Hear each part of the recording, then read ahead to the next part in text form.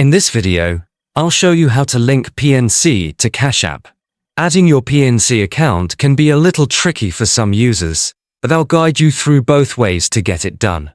The first method is by linking your PNC debit card.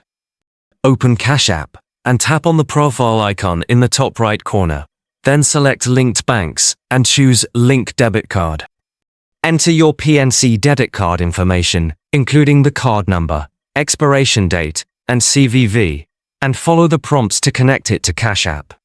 If linking the debit card doesn't work, there's another method. From the same Linked Bank screen, tap on No Card. Here, you'll be prompted to choose a bank account instead. Tap Continue, and the list of institutions will appear. Search for PNC, and even if it shows as unsupported, don't worry, we can bypass it.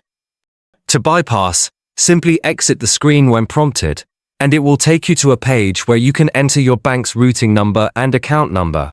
For PNC, you can find the routing number online if you don't know it.